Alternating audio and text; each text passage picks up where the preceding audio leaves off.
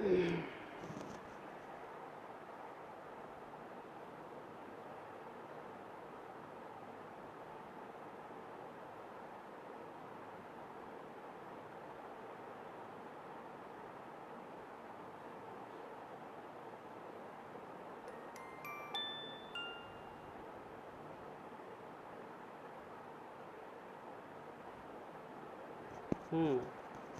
এলাম তো বটে।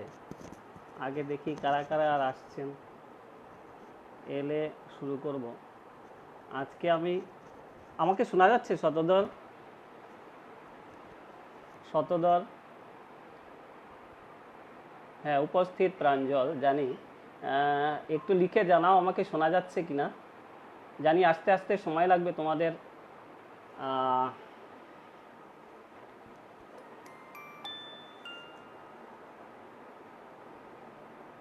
শোনা গেলে জানাও।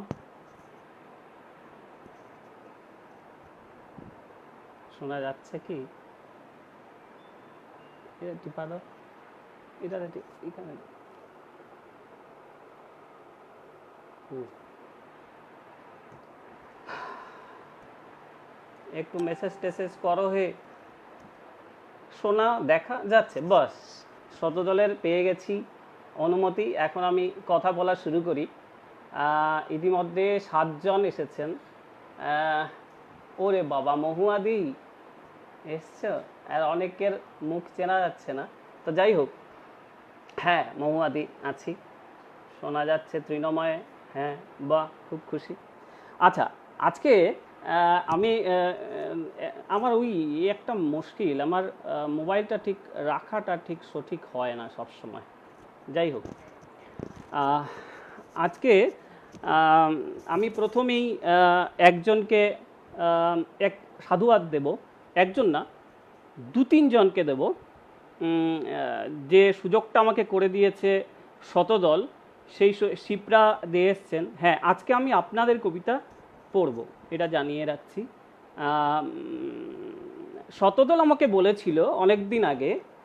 মাঝখানে একটু রাগটাগ হয়েছে, দুজনের অভিমান হয়েছে যে কেন আসছি না ওর এখানে। আমি বলেছি আসবো, তবে আমি একটু গুছিয়ে নিয়ে নিই। তোমরা তো আপনজন, তাই হয়তো একটু একটু গুছিয়ে নিজেদের মধ্যে আর কি এমন। তো সে আমাকে আমি তাকে বলেছিলাম যে আমি কি নিয়ে আলোচনা করব। কবিতা নিয়ে আলোচনা করতে গেলে এই যে আজকের যে সন্ধ্যার আসর শর্মিলি এসছে, খুব খুশি হয়েছি। আজকে এই যে সন্ধ্যার একটা আড্ডা, সেখানে ওই খটোমটো কবিতার আলোচনা, ছন্দ নিয়ে কবিতা হচ্ছে কি হয়নি, এটা কবিতা ওটা নয়, এ ধরনের গুরুগম্ভীর আলোচনায় আমি আমি পক্ষপাতী নই। তো আমি আহ, তাই আমি বলছিলাম শতদলকে, শতদল কি নিয়ে কথা বলবো। শতদল বলল যে ভাই, তুমি তো অনেক দিন অনেকের কবিতা নিয়ে কথা বলেছো। আজকে অন্তত, মানে আমার এখানে অন্তত নিজের কবিতা পড়ো। তো বন্ধুর সম্পাদক, মানে সত্যিকারের বন্ধুর মতো কাজ করেছে, যে সে বারবার বলছে যে নিজের কবিতা, তোমার কবিতা অন্যেরা দুর্বাদিও এসছে, তোমার কবিতা আর কজন পড়বে, এখানে একটা কি দুটো, আহ, তুমি তোমার কবিতা পড়ো না কেন, এ কি আরম্ভ করেছো, তুমি নিজের কবিতা পড়ো। শতদলের কথা মাথা পেতে নিয়েছিলাম, কিন্তু ওই যে আমার স্বভাব দোষ, আমি নিজের কবিতা পড়তে আমার ঠিক পছন্দ হয় না। আমার কবিতা আমি পড়ে যাব আর লোক সন্ধ্যা ধরে শুনবে কেন। অনেকের কবিতা আমি গত দুটো, এই নিয়ে আমার 10 নম্বর লাইভ, এবং প্রতিটাতেই আমি অন্যের কবিতা পড়েছি, নিজের কবিতা পড়িনি।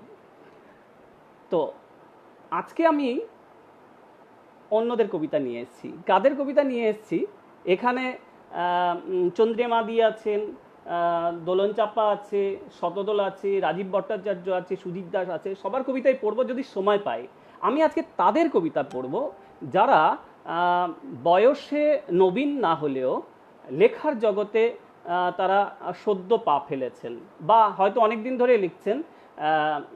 আমাদের ফেসবুকের দৌলতে এদের আমরা সম্প্রতি পেয়েছি, আমি অন্তত পেয়েছি। এর আগে সঞ্জয় ভট্টাচার্য এসছে, এর আগে তাকে দেখি মনে হলো একটা কথা বলি। গুয়াহাটি এবং তৎসংলগ্ন অঞ্চলের একটি কলেজে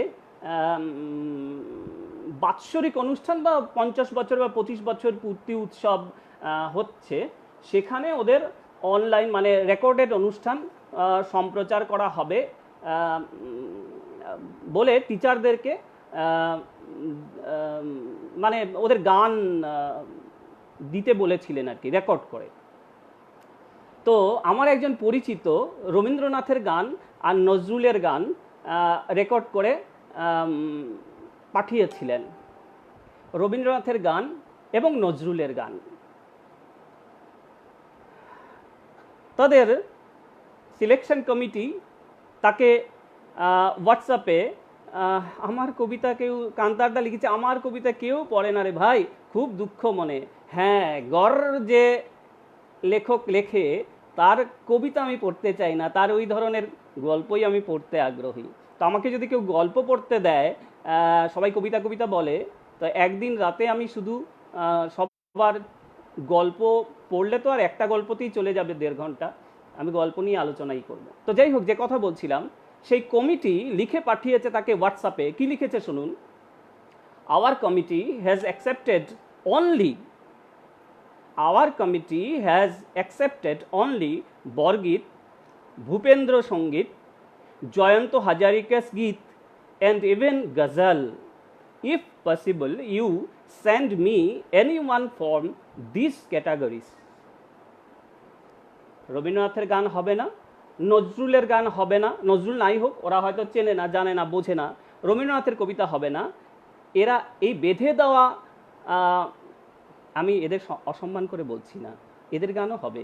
রবীন্দ্রনাথের গান কেন হবে না, নজরুলের গান কেন হবে না? এই যে একটা সার্বিক বৈষম্য নিয়ে আমাদের চলা, সেদিন শিবাশিস দা খুব সুন্দর বলেছিলেন, সুচেতনা না বন্ধুতে জানি, এই দুইটাই তো রোজই করছে, এখন আমার ভুলিয়ে যায় কোনটায় বলেছিলেন। শিবাশিস দাস খুব সুন্দর বলেছিলেন যে আপনারা তো বরাকের লোকেরা বলেন যে সংগ্রাম করছেন সংগ্রাম করছেন, সংগ্রামটা আমাদের হচ্ছে সবচেয়ে বেশি। একদম ঠিক কথাটি বলেছিলেন শিবাশিস দা।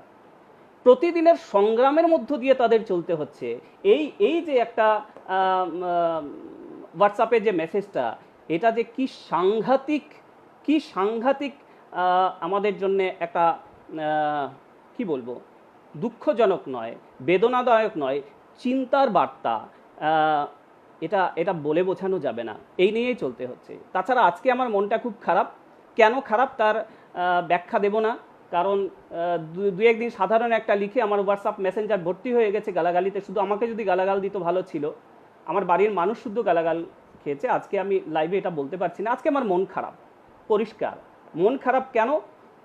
আপনারা যারা হৃদয় আছে তারা বুঝতে পারবেন।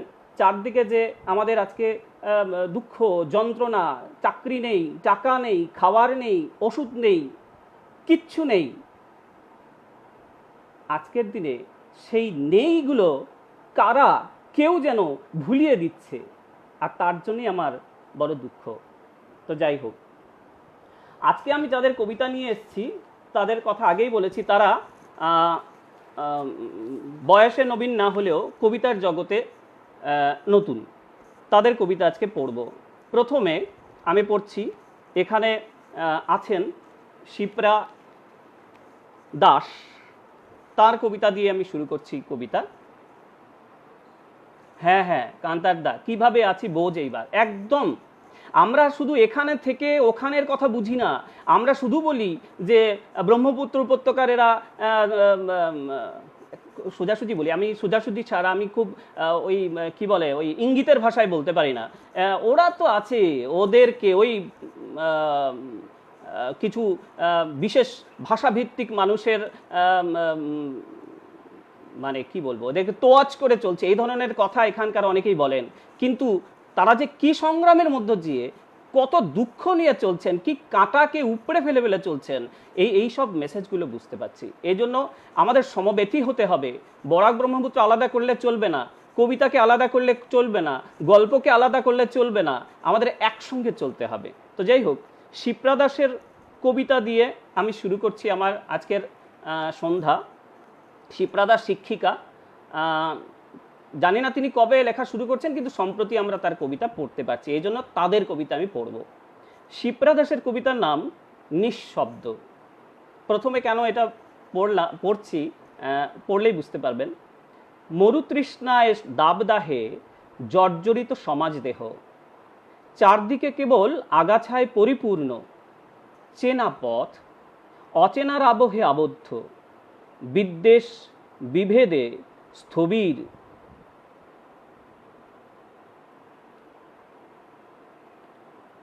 স্থবির সমাবেশ,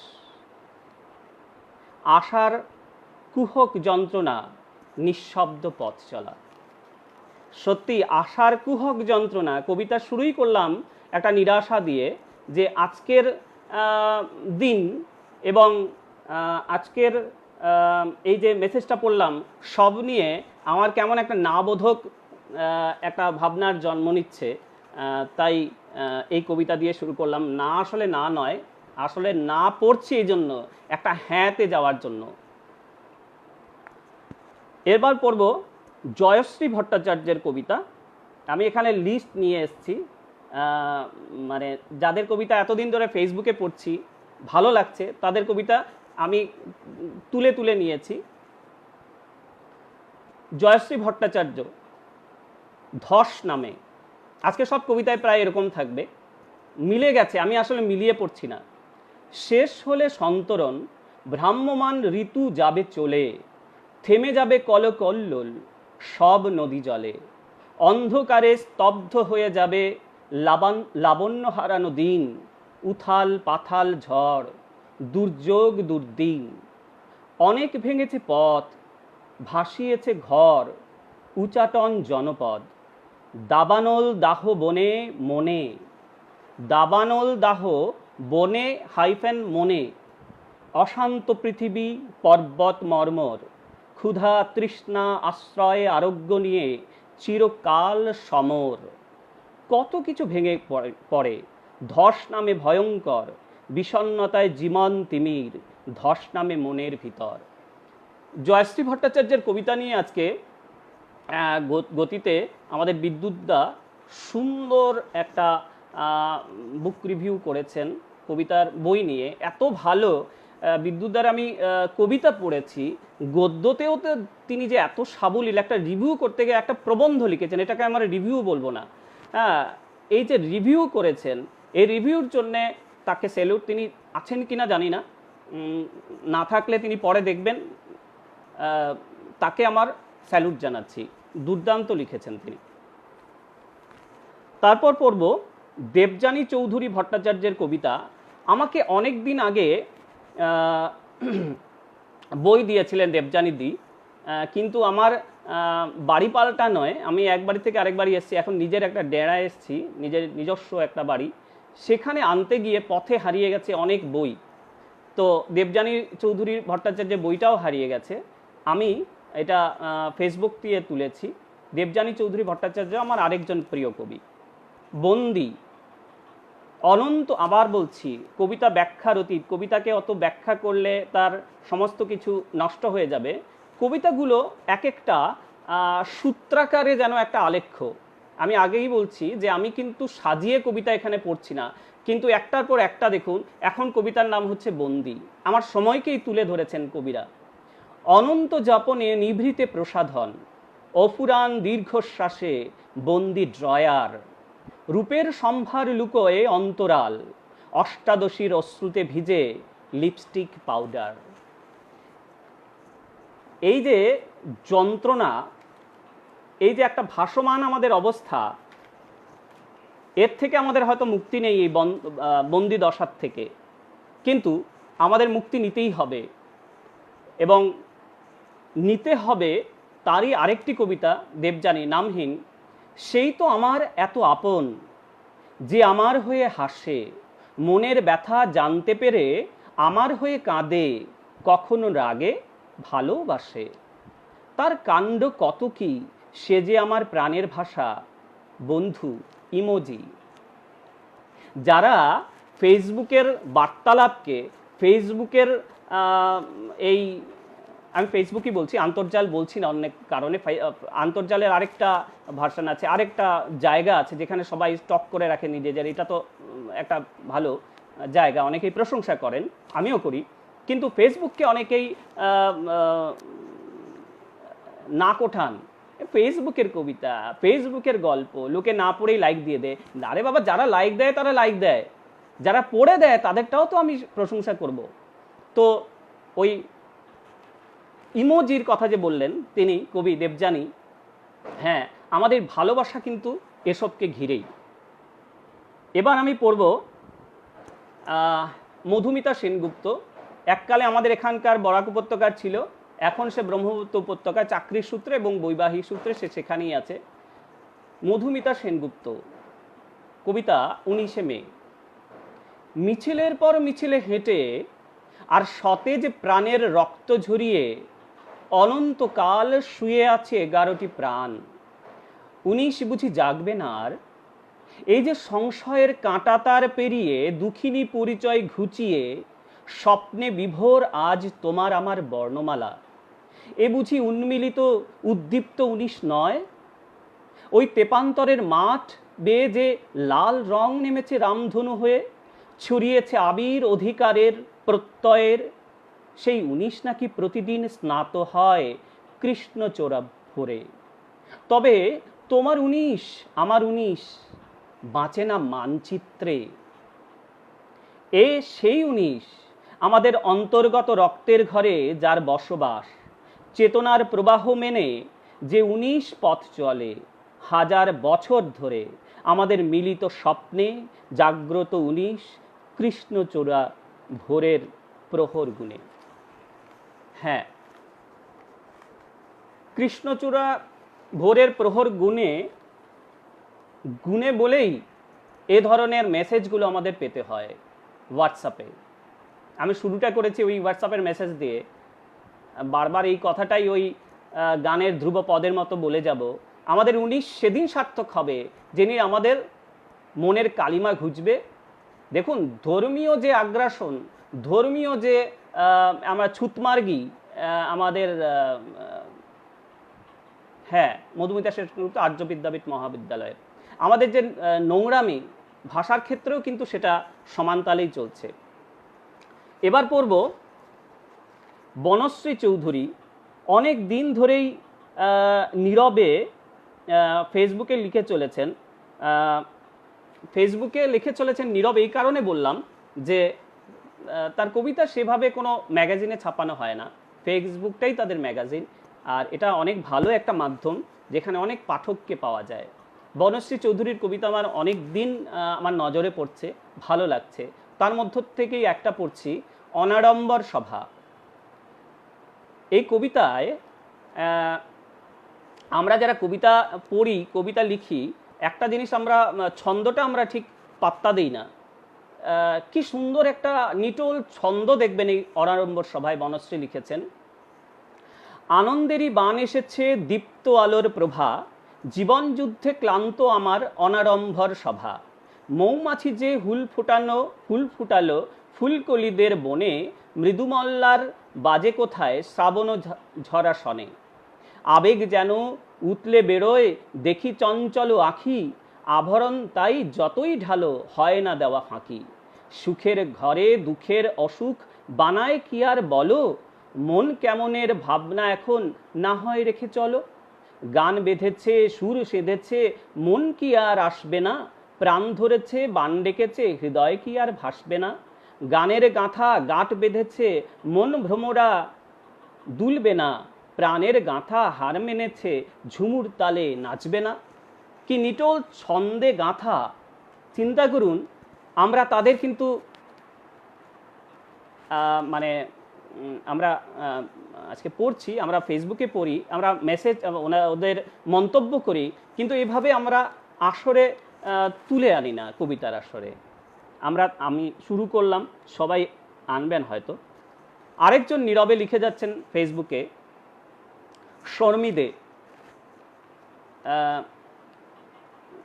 এদের যাদের কবিতা পড়ছি, আবারও বলছি, এরা বয়সে নবীন নন, এরা নতুন লিখছেন হয়তো, কারণ নতুনভাবে ওদের দেখতে পাচ্ছি, তাই পরিণতির ছাপ এদের কবিতায় স্পষ্ট। স্বপ্নে, কবিতার নাম কবি শর্মী দে। নেই স্খলিত ভাবনা, নেই পিছু টান, নেই জড়বৎ বিকিকিনি, আবহে শুনিয়ে যায় আগামীর প্রতিধ্বনি। কখনো গম্ভীর, কখনো উচ্ছ্বাস, কখনো অভিমন্যুর যুদ্ধনীতি, কখনো একলব্যের দীর্ঘশ্বাস, কখনো আবদ্ধ, কখনো সঞ্জীবনী উড়ান, কখনো কল্পতরু প্রাণ, কখনো বিরান। এই যে বিরান শব্দটা উনি ব্যবহার করেছেন, এটা দেখার মতো। তবুও স্বপ্নে নেই বর্তমান, নেই নিরাশার স্থান, নেই নোনা জলের গৃহবাস। অতীতের চিলেকোঠায় জ্বলে যায় না পাওয়া বেদনার অন্তর্বাস। আজ স্বপ্নে শুধু একবার হারিয়ে যাওয়া ভবিষ্যতের পালে সুদূর পারের হাওয়া। আশার নম্র স্রোতে ভাবনাহীন ভেসে যাওয়া স্বপ্ন দেশের মরুভূমে। অসাধারণ ভালো লিখেছেন শর্মী দে। আমাদের এই স্বপ্ন নয়, স্বপ্নগুলো হয়তো একদিন সার্থক হবে, হয়তো একদিন আমরা আশার সেই মরু বালু রাশির থেকে মুক্তি পাব। সে দূরে নয়, সে সামনেই, অচিরেই আমরা দেখা পাব। আরেকজনের কবিতা আমার ভালো লাগে, রীতাচন্দের ছায়া। তুই তো আমার ছায়া, যেখানে রেখেছি পা চমকে উঠেছি তোকে দেখে। শূন্যতার কি ভয়ানক রূপ, দুরূহ ভাষার মতো সাজানো নির্জীব বাদ্যযন্ত্র। যে বিনার তার কখনোই ছোঁয়নি আঙুল তোর। অনেক সময় হেসেছি, বিরক্ত হয়েছি, কখনো অবাক হয়ে দেখেছি কি ভীষণ তোর দম্ভ। ঈর্ষা চেয়েছে ছড়িয়ে যেতে, মারিয়ে যেতে চেয়েছে এই ক্রোধ। পারিসনি তো ফিরে এলি তাই, জানতাম এটাই ভবিতব্য। প্রতিবিম্ব হতে চাস আমার, নিবি দুঃখ। এত সুন্দরভাবে বলেছেন যে প্রতিবিম্ব হতে চাস আমার, যদি প্রতিবিম্বই হতে চাস তুই, নিবি দুঃখ, নিবি অপমান, নিবি নির্ঘুম রাত। কঠিন দায়ভার তবে আমি, আসিস একসাথে, ফেলবি পা অসময়ে সাথী হবার। সত্যি গর্ব করিস তখন। হ্যাঁ, যেদিন আমার সমব্যথী সমসাথী হতে চাইবি, সেদিন আমার হাত ধরিস। আর সেদিন তোর গর্বে বুক ফুলিয়ে বলা যে আমি পাশে থাকবো, আমি আপনার সহযোগী সত্তা, সেটা সবচেয়ে বড় হবে। সেদিনই সার্থক হবে, যেদিন আমার অপমান নিতে পারবি, আমার দুঃখকে ভাগ করে নিতে পারবি। এবার পড়ব আমার আরেক প্রিয় কবি সুশান্ত মোহন ভট্টাচার্য, সুশান্ত মোহন চট্টোপাধ্যায় আমার অনেক দিনের প্রিয় কবি। কোনোদিন পড়তে পারিনি তার কবিতা, আজকে সুযোগ পেয়ে পড়ছি। ছুটির ঘণ্টা। আয় আয় আয়, খেলবি যদি আয়, ছুটির ঘণ্টা বাজছে ওই, বেলা বয়ে যায়। হেসে খেলে নানা ছলে কেটে গেছে কাল, করেছি কত রঙ্গ সকাল বিকাল। সুখ সুখ করে কত স্বপ্ন দেখা, দুঃখ সব ছুটে আসে ভাগ্য ফলে লেখা। জন্ম নিয়ে কেঁদেছি, হেসেছিল ভবে, আমি যখন হাসব কাঁদবে সবে। এখানেও দেখবেন একটা ছন্দের সুন্দর একটা চলন সুশান্তদার কবিতায়। এই ছন্দ আসলে আমার এক সময়ের কবিতায় মানে একটা ধরনই ছিল, পদ্য টাইপের কবিতা লেখা, ছন্দেবদ্ধ কবিতা লিখতাম আগে। এখন ছন্দটা আমার অন্যভাবে আসে, সেভাবে আমি ওই অন্তমিল দিয়ে হয়তো লিখি না, কিন্তু মাঝে মাঝে লেখার চেষ্টা করি। সুশান্তদার কবিতা, শর্মীদের কবিতা সেরকমই আমার ভালো লেগেছে। এবার পড়ব আমার বহুদিনের পরিচিত একজন লীনানাথ। তার কবিতাটা একটু বড়। লীনানাথ বিভিন্ন আসরে, কবিতার আসরে আসেন। আমাদের মানবীর অনুষ্ঠানে আসেন, বিশেষ করে মানবীর বা নন্দিনীর তিনি পরিবারের সদস্য। তবে সুচেতনার আমাদের সুশান্তদার বাড়িতে যে বৈঠক হয়, সাহিত্য আলোচনা হয়, সেখানে লীনানাথ কবিতা আমি শুনেছি। সেই থেকে তার প্রতি আমার একটা তার কবিতা পড়ার একটা ইচ্ছে মনে ছিল, আজকে পড়ছি। তো কবিতার নামটা খুব অর্থবহ, নিরাময়। এত সময় আমরা দুঃখের কবিতা, যন্ত্রণার কবিতা, সমস্ত জড়তার কবিতা পড়েছি, এখন পড়ি নিরাময়।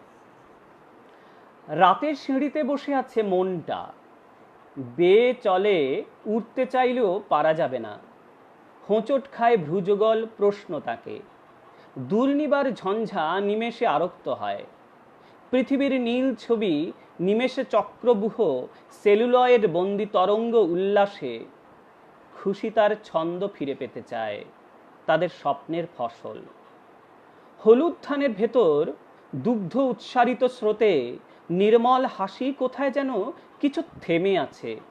চলো প্রসারিত করো হৃদয়, বিনিদ্র জানালায় চোখ রাখো, উঠোনের কোণে মায়া নিয়ে দাঁড়িয়ে আছে বৃষ্টিতে ভিজে থাকা একগুচ্ছ ফুল, সাদা যার রং ঘ্রাণে খুলে যায় বাহার। ফণী মনসার কাঁটায় নিরাময় আছে। ফণী মনসার কাঁটায়, যেটা কাঁটাযুক্ত, আমরা ঘর সাজাই বটে, কিন্তু ফণী মনসায় কেমন যেন আমাদের একটা ভয় কাঁটা দেখে, বিভিন্ন বাজে কিছুর অনুষঙ্গ হিসেবে ফণী মনসা আমরা ব্যবহার করি। কিন্তু তিনি কি বলেছেন? ফণী মনসার কাঁটায় নিরাময় আছে।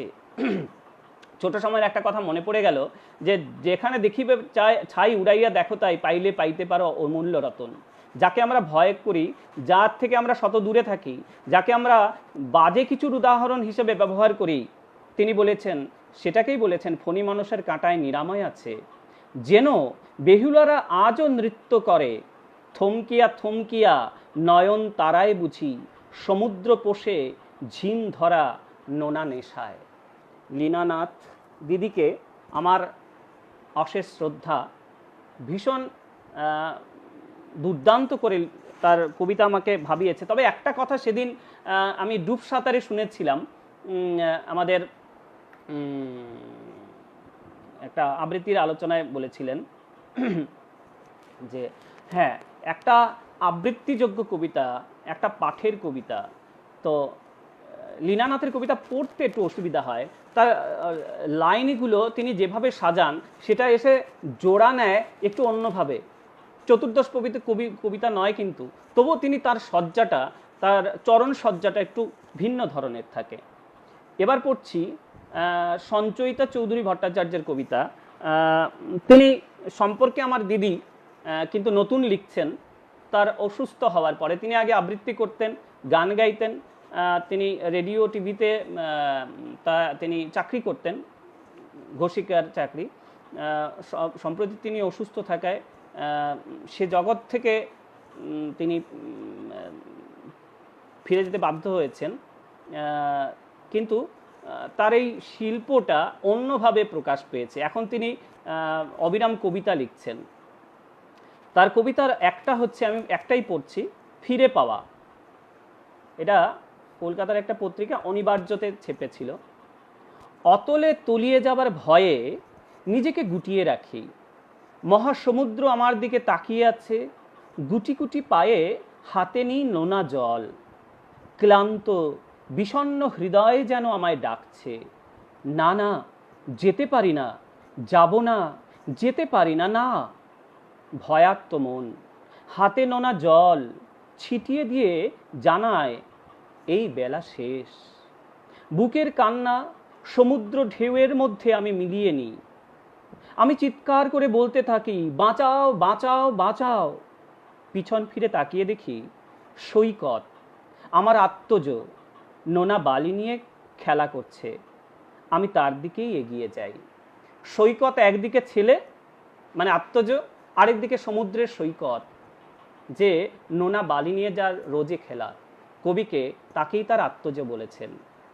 এই যে অসীমকে ফিরে পাওয়ার ইচ্ছে, এই যে নোনা জলকেও গ্রহণ করার যে তাগিদ, এটাই আমাদের মুক্তির ঠিকানা, এটাই নিরাময়। আজকে আমার সব কবিতাই বোধহয় সেভাবেই যাবে, জানি না, আমি ঠিক বুঝতে পারছি না কেন এমনটা হচ্ছে। এবার পড়ব আরেকজন কবি, মমতা চক্রবর্তীর কবিতা। মমতা চক্রবর্তীর কবিতা, তিনি একটা বই দিয়েছিলেন আমাকে, সব কথাই বলা ভালো। তিনি তার একটা বই প্রকাশ পেয়েছিল, তিনি আমাকে দিয়েছিলেন। আবার তার বাড়িতে ওই বইটা শর্ট থাকায়, কম থাকায় তিনি আবার ফিরিয়ে নিয়ে যান। তো যেহেতু ফিরিয়ে নিয়ে যান, তার কবিতা তো আমার কাছে থাকবে ভেবে বইটা লিখেছিলাম, সেখান থেকে পড়তে পারতাম, কিন্তু তিনি বইটা ফিরিয়ে নিয়ে যাওয়ায় আমি শব্দপাতার নৌকোর সাহায্য নিচ্ছি। সেখানে তার কবিতা, ভীষণ সুন্দর কবিতা লেখেন তিনি। কাল চন্দ্রিমা দিয়েও পড়েছে তার কবিতা,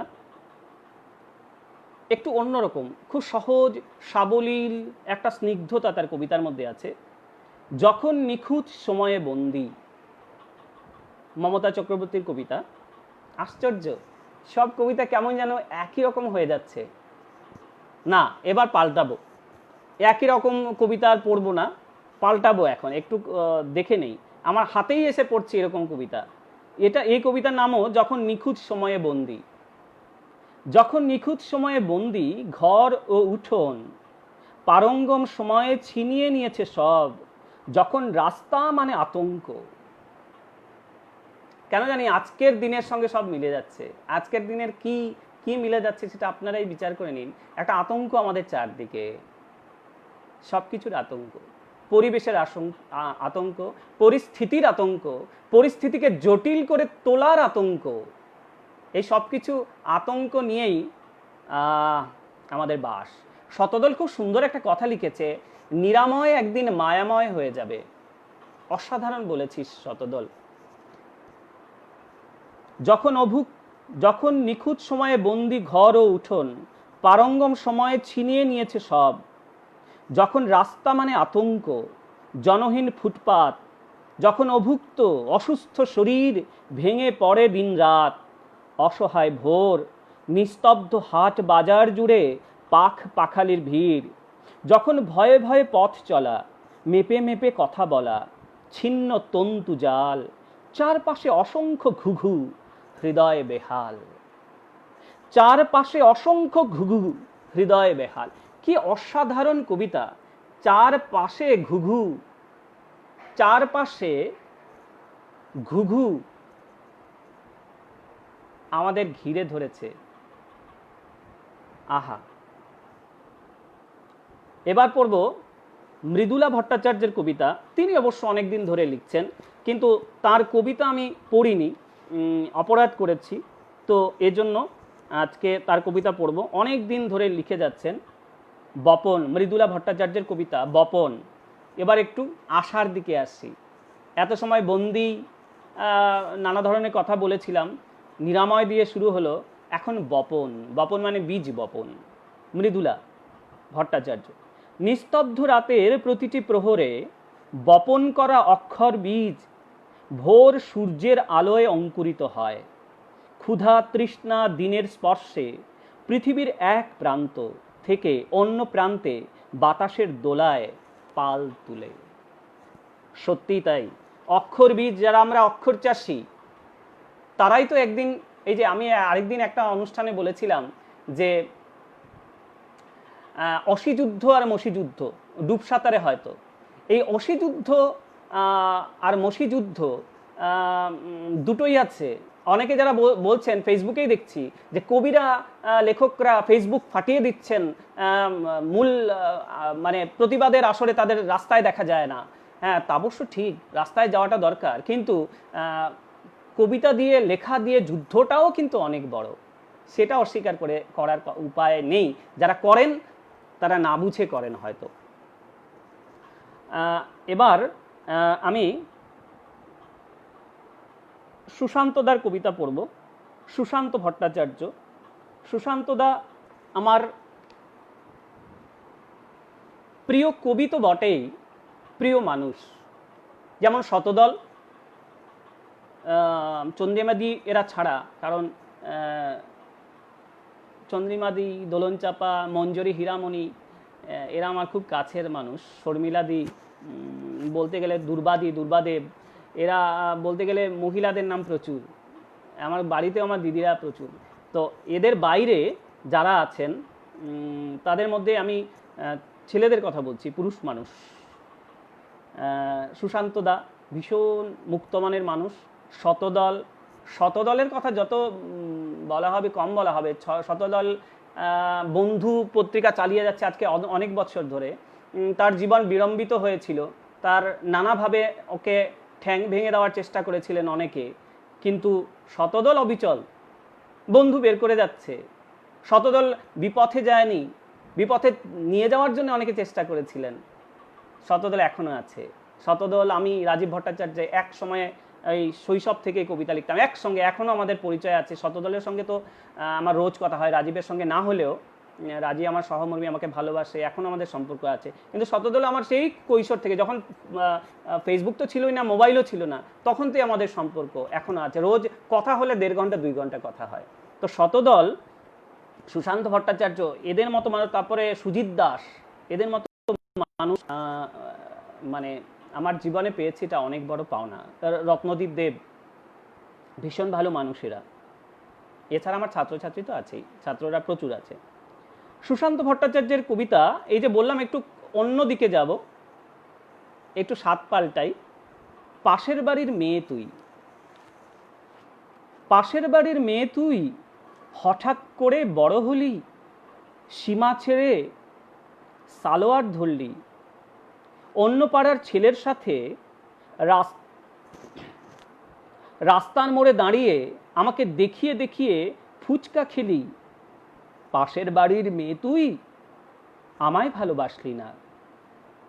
আমি ঢুলে স্বপ্নে দেখি, আমি তোকে ভালোবাসি। তুই আমার প্রেমপত্র ছিঁড়ে দিলে, পাশের বাড়ির মেয়ে তুই, আমায় ভালোবাসতে দিলি না। সবই আমার আছে, শুধু তুই আমায় ভালোবাসলি না। কি দারুণ কবিতা সুশান্তদা, কি অসাধারণ কবিতা। আমরা প্রেমের কবিতা প্রেমের কবিতা প্রেমের কবিতা বলতে বলতে মানে জান কবুল করে দেই। এ ধরনের একটা নিটোল প্রেমের কবিতা, যার মধ্যে কোনো ব্যঞ্জনার ন্যাকামি নেই, শব্দের জাগলারি নেই, একটা নিটোল প্রেম, পড়লে সবার ভালো লাগবে। হ্যাঁ, কোনো অভিধানের অর্গল ভাঙতে হয় না। এই কবিতাই আমাদের ভালো লাগে। এখন পড়ব সঞ্জয় ভট্টাচার্যের কবিতা। সঞ্জয় ভট্টাচার্য আমার আরেকজন ভালোবাসার মানুষ। শ্যামানন্দ চৌধুরী আমার আরেকজন ভালোবাসার মানুষ। হ্যাঁ, আমি ছেলেদের, পুরুষদের কথা বলছি। সঞ্জয়ের কবিতাও আমার ভালো। সঞ্জয় যে কবিতা এত ভালো লেখে আমি জানতাম না। সম্প্রতি তার কয়েকটা কবিতা পড়ে তার প্রতি, মানে তার কবিতার প্রতি আমি অনুরক্ত হয়ে গেছি। শতদল এই সুযোগ করে দিয়েছে আমাদের।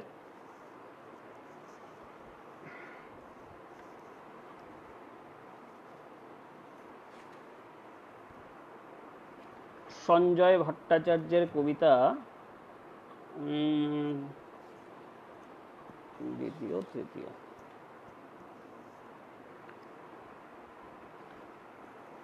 বাবা। সঞ্জয় ভট্টাচার্যের কবিতা বাবা। এক, মাথার আকাশ আঁধার হলেই জ্বলে ওঠো তুমি ধ্রুব তারা। 2, বাবার পায়ের ছাপের ঘরে আমি 1 পা 2 পা ফেলি। কি অসাধারণ কবিতা। এই কবিতার আর কোনো ব্যাখ্যা হয় না। আরেকটা পড়ছি, নিজেকেই। এটা আরেকবার পড়েছিলাম আরেকটা অনুষ্ঠানে। নিজেকেই, অজ্ঞাতবাসে যদি যেতেই হয়, ফিরে এসে তিলমাত্র খয়রাত দেব না। অস্ত্রে তুমি শান দিতে থাকো, স্তুতি নয়, স্তূপ নয়, বিস্তীর্ণ প্রান্তর খুঁজে রেখো। অসাধারণ কবিতা। এই যে দার্ঢ্য, এই যে এগিয়ে চলার যে শক্তপোক্ত ব্যাপার, এটাই আমাদের এখন দরকার। সঞ্জয় কবিতা পড়লাম। এবার পড়ব লক্ষ্মীনাথের কবিতা। লক্ষ্মীনাথ, তার একটা বই আছে, আমার ষোড়শী শ্রাবণ। কবিতার নামই শ্রাবণ, মানে বইয়ের নাম। তাই এই শ্রাবণ কবিতা থেকেই ছোট ছোট কিছু কবিতা পড়ছি। লক্ষ্মীনাথ হাইলাকান্দি একটি কলেজে পড়ায়, লালা কলেজে পড়ায়, অনেক দিন ধরে লিখছে। তার বইটাও খুব ভালো। সুধা ও অমল, আমরা সুধা অমলকে জানি, ডাকঘরের, তাকে নিয়েই লিখেছে। তাকে বলো সুধা তাকে ভোলেনি, কারণ সময়ের বিরাম চিহ্নে স্মৃতির অস্থির আবেগ ইস্তেহার পাঠায়। সুধা ভাবে প্রতি দীর্ঘশ্বাস জুড়ে জন্ম নেবে অজনী জাতকের নতুন গল্প। তাই প্রতিধ্বনির স্বরক্ষেপে সুধা অনুভবে পায় অমলের নিবিড় প্রত্যাশা। হয়তো সুধা অমলকে ভোলে না, ভুলে যাওয়ার ব্যস্ততম আয়োজনে অমল বেঁচে থাকে চিহ্নহীন গভীর সংকেতে। এই অমলরা, এই সুধারা যদিও একটা রবীন্দ্রনাথের একটা রচনার একটা চরিত্র, দুটো চরিত্র, কিন্তু তারা আমাদের যে নির্জীব অবস্থা, আমাদের শুয়ে থাকা অবস্থা, আমাদের নিষ্প্রাণ যে আবেগ, তাতে যেন টোকা দিয়ে যায়, ঠিক ঠিক করে বলে যায় যে ভুলবে না, জেগে ওঠো, জেগে ওঠো, জেগে ওঠার দিন সমাগত।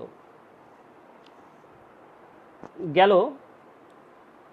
তারপর লক্ষ্মীনাথ পড়লাম, মৃদুলা পড়লাম, মমতা পড়লাম। হ্যাঁ, এবার আরেকজন কবির কবিতা পড়ব। সেদিন আমি ডুবসাঁতারে গল্পকারের লেখা কবিতা পড়েছি, মেঘমালার কবিতা পড়েছি। মেঘমালা তো আজকাল গল্পও লেখে, কবিতাও লেখে ভালো, হ্যাঁ, শয়তানরা। তো যাই হোক, মঞ্জরি হীরামণি এদের পড়েছি, বিজয়া দেবের পড়েছি, আমাদের আদিমাদি, এই আরেকজন ভালো মানুষ, আদিমাদির কবিতা পড়েছি।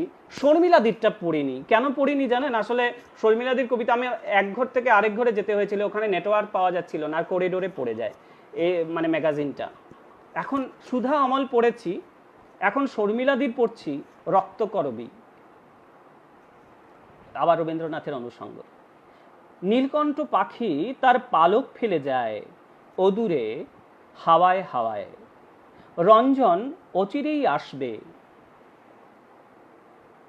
ধানি রং নন্দিনী তাই পোষকে মনে মনে গাঁথে, শঙ্খিনী নদীটির এ যাবৎ মতো খরা কাল, আজ তোল পাড় বেহাল, কাঁপে রাজার পুরী, কাঁপে যক্ষপুরী, জালের আড়ালে এক মৃত্যুপুরী, তবুও কিশোর আর কবির হাতে তো করবি। আমার মনে হয় আজকের এই কবিতার আসরের আমাদের মূল স্বর চিহ্ন তাক এই রক্তকরবী। এই সময়টাকে স্পষ্টভাবে তুলে ধরেছেন তিনি, শর্মিলাদি। কাঁপে রাজার পুরী, কাঁপে যক্ষপুরী, জালের আড়ালে এক মৃত্যুপুরী। আজকের দিনে এই কবিতাটা কেন জানি খুব অর্থবহ লাগছে। যাই হোক, অনেকে অনেক কিছু মনে করতে পারেন, দুঃখিত। আমি কোনো কিছুকে ঠেস দিয়ে বা খুঁচিয়ে বলছি না, আমি আমার অনুভব ব্যক্ত করলাম, করতেই তো পারি, আমি একজন গণতান্ত্রিক দেশের মানুষ, আমি বলতেই পারি। আরেকজন কবির কবিতা পড়ব, কোথায় আছে, স্নিগ্ধানাথ। বহুদিন তিনি লেখেন, কিন্তু ঠিক আমরা তাকে পড়ি না। স্নিগ্ধানাথ, নীরবে তারা কাজ করে যান, নানা ধরনের কাজ। ক্রমে আলো ফিকে হয়ে আসছে। একটা কবিতা, দুটি কবিতা, আমি ছায়া কথাটা পড়ছি। এবার তোমাকে বুঝি, ডেকে নেবে উদাসী বিকেল, কপালে পরাবে টিপ, মায়াবিনী সেজে তুমি দাঁড়াবে একাকী, দু চোখে গভীর ছায়া, বেড়ার ওপাশে ওই খড়ে ছাওয়া ঘর থেকে একটি বিকেল চিঠি হয়ে উড়ে আসে, উড়তে উড়তে থাকে, গাছের মগডাল স্পর্শ করে, তাকে যতই ধরতে চাই কেবলই ছিটকে পালায়। অধরা মাধুরী, সেখানেও আমাদের ছন্দবন্ধনে তাকে ধরতে হবে। এবার পড়ব আমার প্রিয় কবি চন্দ্রিমা দত্তের কবিতা। চন্দ্রিমাদি মানুষ হিসেবে আমার প্রিয়, কবি হিসেবে তো প্রিয়ই, বলার অপেক্ষা রাখে না। কবিতা অলৌকিক কুয়াশায়। আমি জানি তুমি আসবে আজ সকাল, আমি জানি তুমি আসবে আজ বা কাল, হয়তোবা হাজার বছরের স্তব্ধতা খুলে, যখন দুঃখ হিমবাহ বরফ সাদা, যখন কোনো আগুন তৈরি হয় না, পাতায় পাতায় যখন সন্ধ্যার আঁকিবুকি, অন্ধ নির্জনে পাখিরা ঘুমিয়েছে। পাতার গৃহে ক্লান্তির শেষে তখন, ঠিক তখনই যেন বা এক তোল পাড় উড়াল হাওয়া এসে হুটহাট দরজা জানালা খুলে রেখে যায় খোলা চিঠি। আমি জানি সে তুমি, তুমি। আমি জানি সে তুমি, তুমি। কি অসাধারণ কবিতা! চন্দ্রিমাদির স্নেহ যারা পেয়েছে তারা জানে তার কবিতায় তার যেমন স্বভাব, তার যেমন মানুষকে কাছে টানার শক্তি, তার কবিতাও সেটা একটা মায়াময় আবেগ ছড়িয়ে রাখে। চন্দ্রিমাদির কথা বললি কেন জানি আমার খুব ভালো লাগে। তো যাই হোক, মুক্তির কথকতা, চন্দ্রিমা দত্তের আরেকটা কবিতা। এই যে ছায়া রেখে যাচ্ছি প্রান্তরে, দীর্ঘতম শ্বাস, স্বপ্নাহত দিনের গল্প, জমে থাকা কত খড়কুটো, যদি আবর্জনা হয়ে ওঠে সেই সব, তবে পুড়িয়ে ফেলো নির্দ্বিধায়। পরবাস পরকীয়া মনোগত নয়, খুঁজি অন্য পথচিহ্ন, যেদিকে সরল পথ যায় অনন্তে অনন্তে। এই অনন্তের আকাঙ্ক্ষাই আমাদের আকাঙ্ক্ষা, আমাদের এই অনন্তের চাওয়াই একমাত্র চাওয়া। আরেকটা কবিতা, তর্পণ, রবীন্দ্রনাথের উদ্দেশ্যে লিখেছেন। এসেছে বৈশাখ, এসেছে অঞ্জলি দিন, এসেছে ফুল বিস্তার সহর্ষ যাপন। অন্ধকার ছিঁড়ছে দেখো অক্ষর পাখি, সহস্র কণ্ঠে আলোর গান গাইব সবাই। মানুষ, পাখি, প্রকৃতি, রবি ছায়া আজও প্রহরী বটে। বিষকালে মায়া বীজ বুনে, তাই দহন যুগ পেরিয়ে যাব, বিরহ মিলন যৌথ আলো যে নির্জনে। এই যে ২০ সময়ে পেরিয়ে যাওয়ার যে কথা, আজকের সময়ের সঙ্গে এটা এত সুন্দর মিলে যাচ্ছে যে আমার কবিতা বলা আজকে সার্থক হচ্ছে। আমি কিছু ভেবে আসিনি, আবার বলছি, কিন্তু হয়ে যাচ্ছে সব। এবার পড়ছি আমার প্রিয় মানুষের কবিতা, শতদল। আমি পরিষ্কার বলছি, শতদলের কবিতা আগে অত মনোযোগ দিয়ে পড়তাম না, কিন্তু এখন শতদল কাঁপিয়ে দিচ্ছে। একের পর এক এত ভালো কবিতা লিখছে যে না পড়ে থাকা যায় না। শতদল আচার্যের ৩টা কবিতা পড়ব। ৩টা কবিতার নামই অনসুয়া। আমার সাথে তোমার দূরত্ব, আমার সাথে তোমার কত দিন বলতে বলতে টেলিফোন লাইন কেটে দিলে। জানো দূরত্ব কিভাবে মাপা হয়? শুধু দিনে দিনে আমরা আরো কাছাকাছি। শহর থেকে দূরে এসে শহরকে আরো বেশি ভালোবাসি। আমার কল্পনার আঁকা শহর, চেনা পথ, চেনা চেনা মানুষ কিভাবে সুন্দর হয়ে ওঠে। এখানে শীত ঘুমে কেউ বলে না চলো বেরিয়ে আসি। বিকেল কেমন করে রাত হয়ে যায়, রাত ভেঙে সকাল এসে, এ নিয়ে কোনো ভাবনা নেই কারো মনে। আমি একটু আগে বলছিলাম পাঠের কবিতা আর আবৃত্তির কবিতা। শতদলের কবিতা একযোগে দুটোই। অনসুয়া ২। আমি একদিন আকাশকে বলেছি, তুমি কি আমার শহরে ছিলে, যেখানে শরতে শিউলির গন্ধে গন্ধে বিকেল রাত হয়ে যায়। ভোরের এক ঝাঁক শিউলি ফুল ওঠানে গন্ধে গন্ধে আর মিষ্টি সুরের শব্দে আমার ঘুম ভেঙে যেত। আমার শহরের ছোট্ট নদী বর্ষায় কত কত নতুন ঘটনার মাঝে শহরকে জাগিয়ে তোলে। জানো এখানে নদী নেই, আমার দু চোখে কেবল স্রোতহীন জলের ধারা। শতদল এই কবিতার লাস্ট লাইন পড়ার সঙ্গে সঙ্গে আমার চোখে জল এসে গেছে। এ শহরে নদী নেই, দু চোখে স্রোতের ধারা। এর যে কি ব্যঞ্জনা, এর যে কি ইঙ্গিতময়তা, এরা যারা শুনছেন তারা বুঝতে পারছেন। অনসুয়া ৩। আমার সাথে তোমার নয়, আমার সাথে শহরের নয়, আমার সাথে দূরত্ব বেড়েছে আকাশ আর গন্ধ। জানি একদিন রাতে আকাশ বলবে, গন্ধ আসবে আমার শহরের, আমি এখানে আমার শহর গড়ে নিতে পারবো। এই যে প্রত্যয় দৃঢ় বক্তব্য, আমার শহর আমি গড়ে নিতে পারবো, এই প্রত্যয়টুকুই আমাদের দরকার সব্বার মনে। তাহলে ওই যে মেসেজ দিয়ে শুরু করেছিলাম, এরা যতই আমাদের অবজ্ঞা করুক, আমরাই আমাদের পরিচয়। এবার পড়ছি আমার আরেক প্রিয় দিদি শেলী দাস চৌধুরীর কবিতা। শেলী দাস চৌধুরীর কবিতা আমি শৈশব থেকে পড়ে আসছি। চন্দ্রিমাদি, শেলী দাস চৌধুরী, আমার শেকড় শুদ্ধ বৃক্ষকে, এরা মানে শেলীদির বিখ্যাত কবিতা। তো শেলী দাস চৌধুরীর দুটো কবিতা পড়ছি। সুন্দরের গভীরে। দূরে থেকো, সমুদ্র থেকে, পাহাড় থেকে, সূর্যোদয় অথবা সূর্যাস্ত থেকে, সমূহ মায়া জাল থেকে, থেকো সুন্দর, আরো সুন্দরের গভীরে। এখানেও আস্থা। দ্বিতীয় কবিতা জীবন।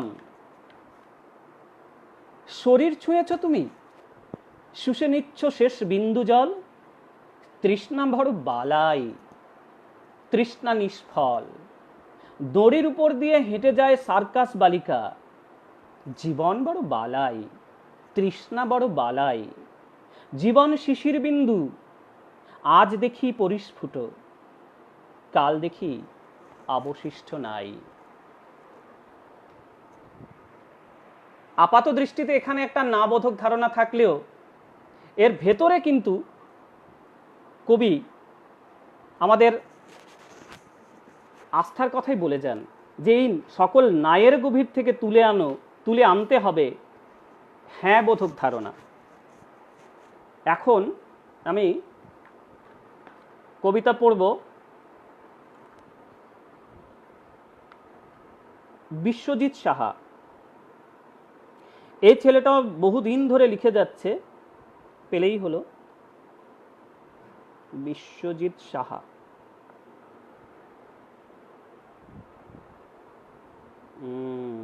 বিশ্বজিৎ কোথায়?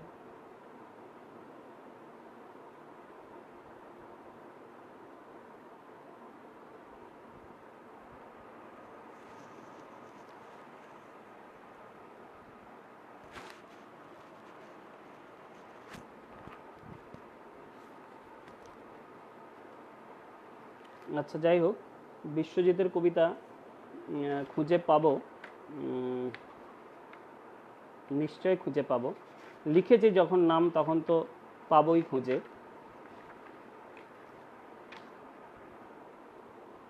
আচ্ছা, আমি শৈলেন দাসের কবিতা পড়ছি, তারপর বিশ্বজিতে যাব, বেশি সময় নেওয়াটা ঠিক নয়।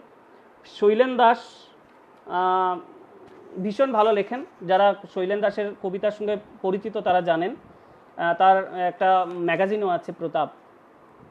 শৈলেন দাস, ফিরতে হবে সবাইকে। এখানেও কিন্তু একটা হ্যাঁ বোধক ধারণা। আমি নাত থেকে হ্যাঁতে আসছি, শুরু না দিয়ে করেছিলাম। ফিরতে হবে সবাইকে, ফিরতে হবে সবাইকেই। সময়ের স্রোতে ভেসে একদিন বিধির বিধান কিংবা প্রকৃতির নিয়মে, তবুও প্রতিনিয়ত লড়ে বাঁচার লড়াই। পৃথিবীর যাবতীয় মায়া আঁকড়ে চিরজীবী আমরা হতে চাই। কেন, কিসের টানে? জীবন তো অসম্পূর্ণ মৃত্যু বিহনে। আরেকটা কবিতা আপোষে বেঁচে থাকা। যত দিন গেল ক্রমশ বদলালো জীবন, হাত বাড়িয়ে আকাশ ছোঁয়ার ভাবনায় আজ আর মশগুল হওয়া যায় না অকারণ। ব্যর্থতার বার্তা বয়ে চলার সময়ে স্রোতের প্রতিকূলে হাঁটা একেবারেই বারণ। যৌবনের উন্মাদনা অহেতুক অলিক, আপোষে বেঁচে থাকা শিখিয়ে দিল জীবন। না, আপোষে বাঁচব না। আপোষে বেঁচে থাকার কথা লিখেছেন কবি। আসলে এটা আমরা জানি তিনি শ্লেষ একটা ব্যঙ্গ করেছেন। এই শ্লেষ তার এ কারণেই, কারণ আমরা গোষ্ঠীবদ্ধ জীবন যারা যাপন করি তারা ওই আপোষ করেই চলি। তিনি আসলে ওই আপোষ থেকে বেরিয়ে আসার কথা বলেছেন। এবার পড়ব স্মৃতি দাসের কবিতা। স্মৃতি দাস আমার আরেক প্রিয় কবি, তার একটা কবিতার বই আমি ভাস্কর জ্যোতি অর্ককে দিয়েছিলাম রিভিউ করার জন্যে। সে করেছে কিন্তু আমার হাতে দেয়নি, ওই দিল্লি কা লাড্ডুর মতো, আমি খালি শুনছি ও করেছে। স্মৃতি দাসের কবিতা অন্য মৃত্যু। বেশ একটা খোলামেলা গুহায় আমার অন্তিম শয্যা, মোমবাতির আলো আর ধূপের ধোঁয়ায় মৃত্যু গন্ধ ছড়ানো পরিবেশ কিছুটা ঘোলাটে, অথচ পরিপাটি করে পাতা সাদা এই যে মানুষ ফোন করে বিরক্তিকর, সাদা ফরাসে মৃত্যু সজ্জার বিলাসিতা, কোথাও শুদ্ধতা বা কাতরতা নেই, রাজকীয় মৃত্যু যেন নতুন করে লেখে মিশরীয় পিরামিডের গল্প। আমি তো চাইনি এত আয়োজন, যথেষ্ট ছিল একটি মৌন মিছিল, শোক সভার আন্তরিকতায় একটি মিনিট নীরবতা, লাল গোলাপে সাজানো একটি বিশেষ স্মরণ সভা। কিন্তু এই স্মরণ সভা আমাদের আজকের সময়কেই যেন স্পষ্ট করে তোলে। এখন পড়ব আমার আরেক প্রিয় মানুষ, কবি তো বটেই মানুষ, দোলনচাপা দাস পালের কবিতা। দোলনচাপা দাস পালের কবিতা শুল্ক কন্যা। শুল্ক তালিবর শয়রসুকার লয় কয়, শুল্ক কন্যা আমি না, আমি আজকের কথা বলছি না। আমার জন্ম হাজার হাজার বছর আগে, যখন আমার পূর্ব ঈশ্বরী যজাতি কন্যা মাধবী গালবের হাত ধরেছিল প্রীতি আজ্ঞায় তাপসের স্বার্থে। আজ আমি যাপনের স্বার্থে হাত ধরি তোমার প্রেমে ও অপ্রেমে, ধনতন্ত্রের আজ্ঞায় মধ্যবিত্তের স্বপ্নে। শুল্ক কন্যা আমি, পণ্য যদিও বা হই, বিস্মৃত নই পূর্ব মাতাকে, তাই নিজেই নিজের হই। কি অসাধারণ, কি অসাধারণ। একক, তাঁর আরেকটা কবিতা, একক প্রেমিক যদি হও এসো সন্ধ্যায় অথবা ঝিনুক রাতে, সময় হোক তোমার ইচ্ছায়, তবে ইচ্ছেটা হোক আমার। এই যে কবিতার বক্তব্য, এটাই আমার ভালো লাগে, এটাই নারীবাদী পাঠ। তবে ইচ্ছেটা হোক আমার, একক তাপস যদি হও, যদি বিশ্বামিত্রের মতো ব্রহ্মণত্বে উত্তীর্ণ হতে চাও, মন্ত্রটা হোক তোমার গণনা, তবে অঙ্কটা হোক আমার। একক পরিব্রাজক যদি হও, যদি যেতে চাও দিক থেকে দিগন্ত, রোদ বৃষ্টি তোমার সঙ্গী হোক, পথটা হোক আমার। স্যালুট দোলনচাপা, এটার ব্যাখ্যা হয় না। এ ধরনের কবিতাই লিখে যেও, এই দৃপ্ত ভঙ্গি দরকার। নারীবাদ এভাবে হয় না, ঠ্যাঙানো নারীবাদ নয়। এই কথা, এই দৃপ্ত ভঙ্গি নারীবাদী পাঠ তৈরি করে। আমার আরেক কবি, প্রিয় মানুষও বটে, শ্যামলী কর ভাওয়াল। ভীষণ ভালোবাসি, ভীষণ ভালো কবিতা লেখেন, কিন্তু কবিতার বই প্রকাশ হয় না। শ্যামলী কর ভাওয়াল একটি আটপৌরে কবিতা। ইচ্ছে করলেই সেই সন্ধেগুলোকে নিয়ে কিছু লিখতে পারি, কিন্তু কি লিখব? লিখব সেই সব সন্ধ্যার চোখে ছিল পূর্বজন্মের কাজল, লতানো গাছের মতো ভেজা জানালায় সেই মুখ উন্মুখ। রোজ মনে হতো ফেলে দিয়ে আসি সব দুঃখের পালক, রোজ ব্যস্ত ফুল কিছু জল মিলেমিশে রাতের সড়ক, আর রোজ রোজ বিকল্প আয়োজন। কিন্তু ততদিনে লেখা হয়ে গেছে প্রণয় সিরিজ, প্রথম, দ্বিতীয়, তৃতীয়। দারুণ। এইগুলো কবিতা পড়ে দারুণ বলা ছাড়া আর কিছু বলার নেই। আমার প্রায় শেষের দিকে চলে এসেছি, কিন্তু একটাই দুঃখ, দুষ্টুটার কবিতা পাইনি। দুষ্টুটার কবিতা কোথায় পাবো, কোথায় পাবো, কোথায় জানি ছিল। বিশ্বজিৎ সাহা, যাই হোক, বের তো করতে পারবোই, বের করতে হবেই, কারণ একবার যখন বলেছি বলবো, তো আমি বলবোই। কোথায় রে তুই বিশ্বজিৎ, কোথায় তুই বিশ্বজিৎ সাহা, কোথায়? ফাইজলামি পেয়েছিস? কাছে আয়। সে আর ধরা দেবে না আমাকে, শয়তান একটা ছেলে, দুষ্টু কোথাকার, হারিয়ে গেল। তাকে কি সুন্দর সেধে সুধে এনেছিলাম, কোথায় জানি ছিল।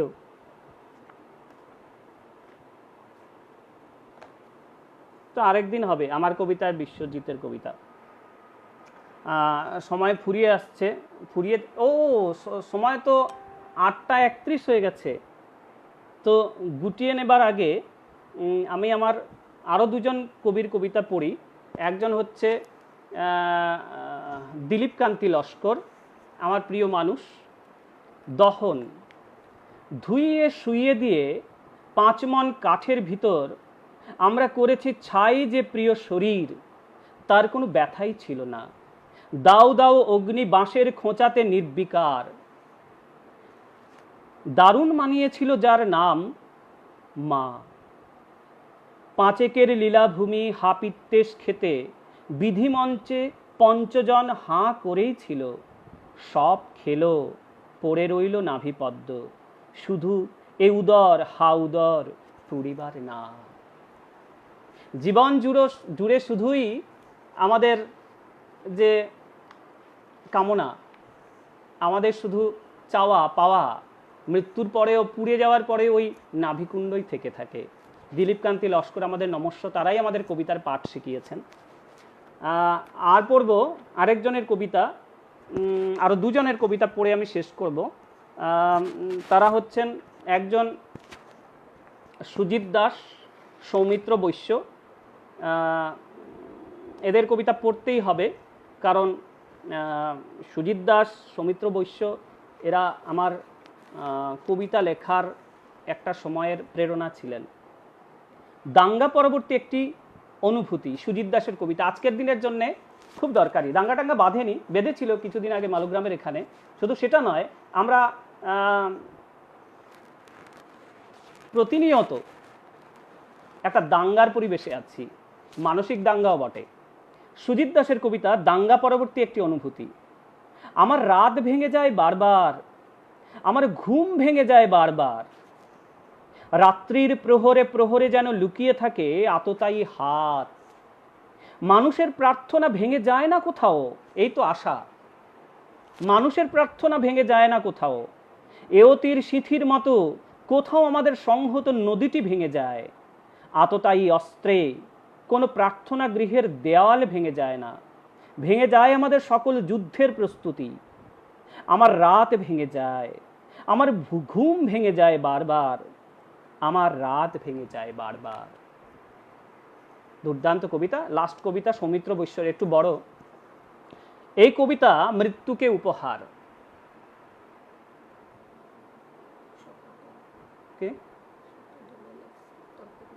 আচ্ছা, এই কবিতা মৃত্যুকে উপহার। তুমি সরল সত্য, সৌমিত্র বৈশ্যর কবিতা পড়ছি। তুমি সরল সত্য, সিন্ধু নদী সম্মুখে শয়ান, অকস্মাৎ যদি ভাঙে ঘুম, জানালায় তাকিয়ে দেখো ওই দূরের নদীতে মাঝিদের মাল্লাদের সাথে ঢেউ, তার মিতালি হয়েছে খুব। সাঁঝের গগনে তারা বেড়াতে যাবে যে আজ, অনন্ত পিদিম শিখা সঙ্গী তার সাদা জুঁই ফুল। কি গন্ধ, কি গন্ধ, সে কি মাতাল সমীরণ।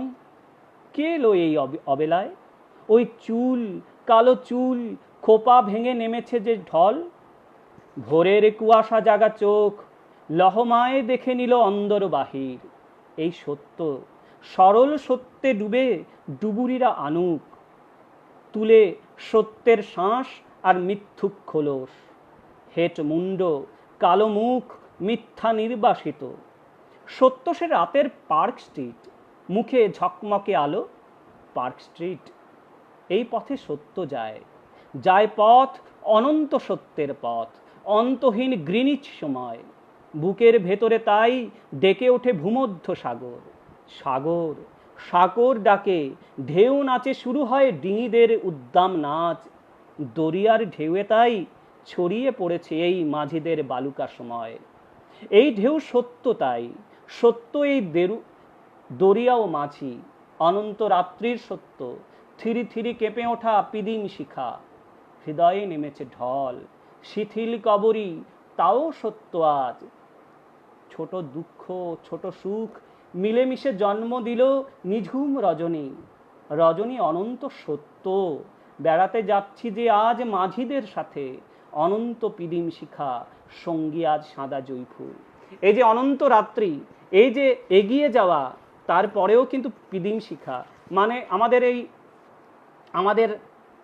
এই যে বেঁচে থাকার যে প্রয়াস, সেই প্রয়াসটুকুকেই তিনি এখানে তুলে ধরেছেন। আমাদের বেঁচে থাকাটাই আসল, আমাদের এই একটু একটু করে এগিয়ে যাওয়াটাই আসল। আপনার কবিতা শুনব। আচ্ছা, আমার কবিতা দুটো পড়ে আজকে আমি বিদায় নেব।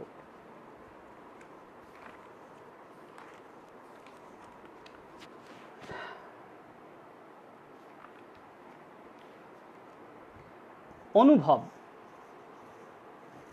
আমার সকল অক্ষমতা মুছে দিয়ে যাও হে মহাসময়। মুছে দিয়ে যাও আমার যত অর্জিত অহংকার। দুর্নিবার আকাঙ্ক্ষায় বাঁধতে চেয়েছি যা, সে সবই আজ একে একে ছেড়ে যেতে চায়। কাছিতে দিয়েছে টান জোয়ারের অশান্ত আঘাত। আমাস্তুল উথলে উঠেছে স্রোতে, তবু যেতে হবে। খুলে খুলে যেতে হবে সব গোপন বন্ধন। নোঙর তুলেছি কাঁধে, এবার সন্তর্পণে এগিয়ে যাবার পালা। এই নাও হৃদয় কমণ্ডলু, তবে উজাড় করে দিলুম। সকল মালিন্য অর্গল ধারায় বয়ে যাক। আমি কেবল আমারই গমন পথের দিকে তাকিয়ে থাকবো অপলক। না, এ কোনো শোকগাথা নয়, এ আমার মুক্তির অনন্ত ঠিকানা। আর আরেকটা কবিতা পড়ে আমি চলে যাব।